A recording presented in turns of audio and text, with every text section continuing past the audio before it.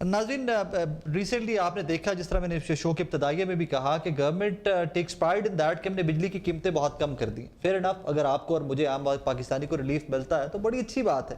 लेकिन at the same time Sindh और नहरों वाला इशू जो है, सिंध गवर्नमेंट हो जाए, हमारे सिंधी भाई हो जाए, किसान हो जाए, ज़मींदार हो जाए वहाँ के, वो एक ऐसा इशू है कि वो फेडरल गवर्नमेंट और Sindh government, Peoples Party and PMLN के दरमियान एक खलीज को हवा दे रहा है, बढ़ता हुआ दिखाई दे रहा है। डॉक्टर हसन अब्बास साहब मेरे साथ मौजूद हैं। इन्हीं दोनों टॉपिक्स के ऊपर मैं थोड़ी सी उनसे रहनुमाई चाहूंगा कि एक ये नहरों वाला इशू एग्जैक्टली है क्या, और सेकेंडली क्या वाकई में बिजली सस्ती हुई है, बिकॉज ये डायरेक्टली दोनों चीज़ें फेडरल गवर्नमेंट के सब्जेक्ट्स हैं, तो इनके ऊपर ज़रा बात करते हैं। डॉक्टर साहब अस्सलाम वालेकुम जी।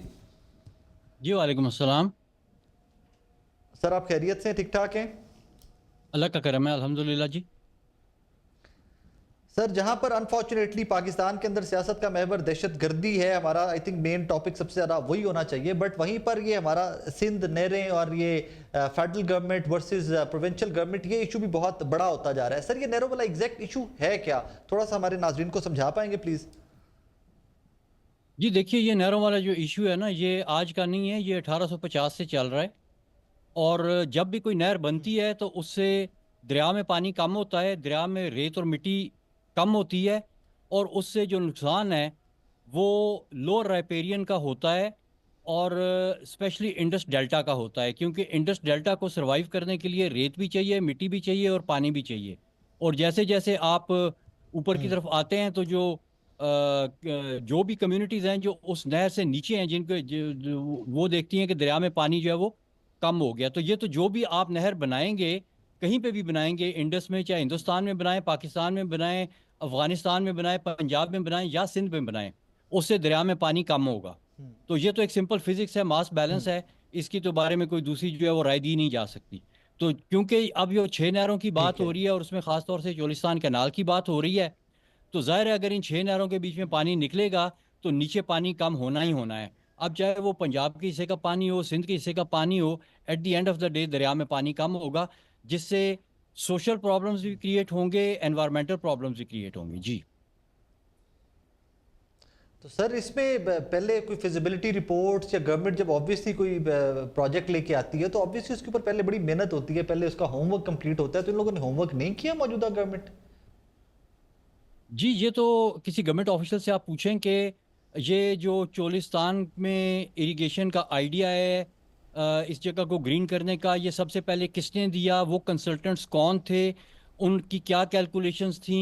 उन्होंने जब इनको कहा कि आप 1.2 मिलियन एकड़ फीट वहाँ पे एक्वायर कर लें, तो उसके पीछे उनका पानी का क्या प्लान था, किस तरह से पहुँचाना है, कहाँ से पहुँचाना है, नहरों की फिजिबिलिटी जो है वो उन्होंने देखी, या किसी और रिसोर्स की उन्होंने फिजिबिलिटी देखी। ये सारी चीज़ें असल में तो देखने के बाद ही आप करते हैं। और इसमें एक चीज़ बड़ी इंपॉर्टेंट है कि जब भी आप किसी इरिगेशन और एग्रीकल्चर की बात करते हैं तो उसमें जो उसका लिमिटिंग फैक्टर है वो वाटर अवेलेबिलिटी होता है। तो आपने सबसे पहले ये देखना है कि आप कितना पानी वाटर अवेलेबल कर सकते हैं किसी जगह के ऊपर, फिर उसके हिसाब से आपका प्लान बनता है कि जी मैं इतने एकड़ या इतने हजार एकड़ जो है उसको मैं सैराब कर सकता हूँ।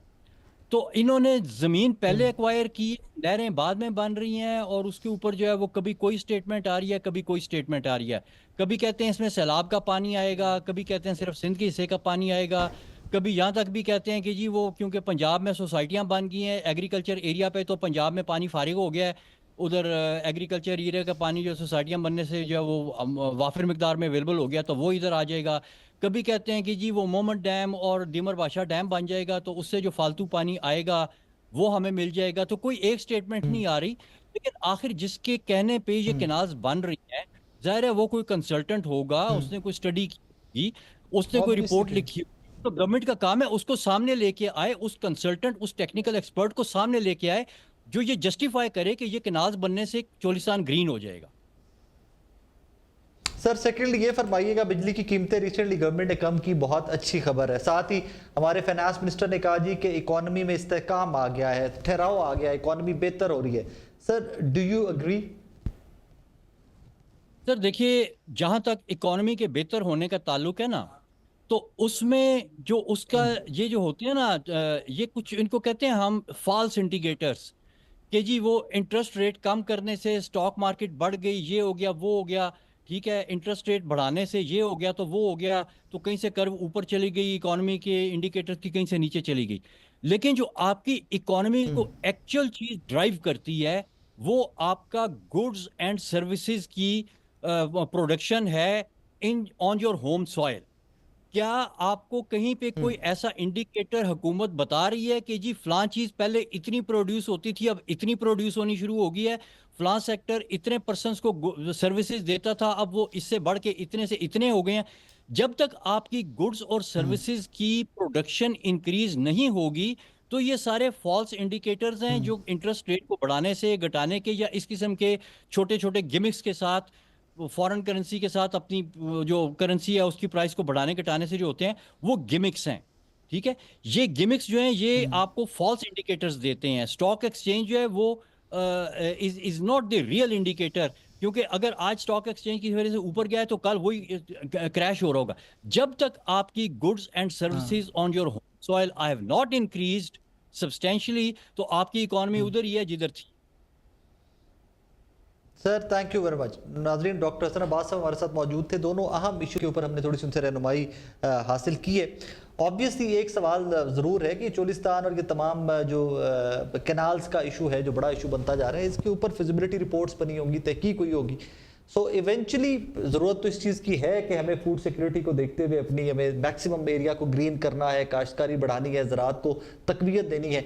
एक तरफ किसान गंदम, कॉटन, व्हाट नॉट, कोई भी एनर्जी, कोई भी हमारा सेक्टर उठा लीजिए, ज़राअत का आगे सब सेक्टर उठा लीजिए, राइस हो जाए, कोई भी क्रॉप हो जाए, वहाँ पर बड़ा घर कुआ पड़ा है, एक्सपोर्ट्स का बड़ा घर कुआ पड़ा है, बल्कि उल्टा हम इम्पोर्ट करते बढ़ाते जा रहे हैं। और दूसरी तरफ हम मज़ीद जो बोझ है थोड़ा सा वो भी जिम्मेदारों के ऊपर ही डालेंगे इवेंचुअली। एनीवेज, अपना बहुत सारा ख्याल रखिएगा, दुआ में याद रखिएगा। अल्लाह हाफ़िज़।